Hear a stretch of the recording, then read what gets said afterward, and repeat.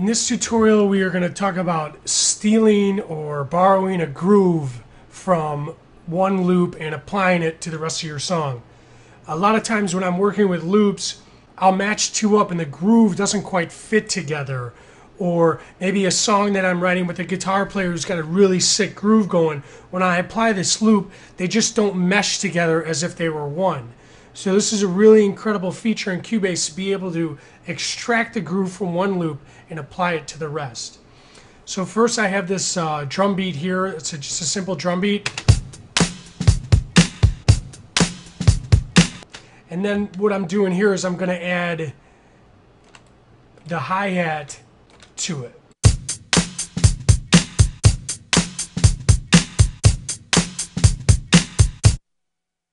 Okay, but now the hi-hat doesn't really feel like that drummer is actually playing that loop, so here's how we're going to steal a groove so they mesh together.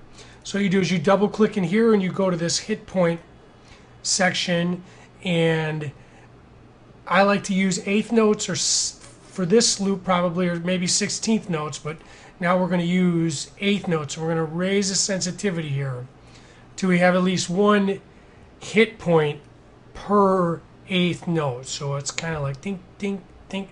We're missing one here, so I'm going to add one right there at this transient, and then we've got all the rest kind of locked in here. So now it's as simple as just make groove. So once I've clicked that make groove, it goes into my quantize section.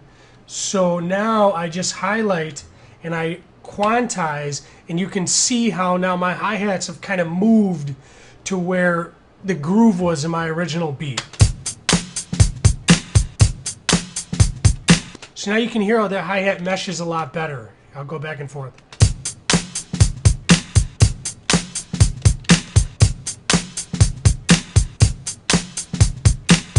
Okay, and that's how you apply the groove. This is a very powerful feature, and I hope you guys use it a lot.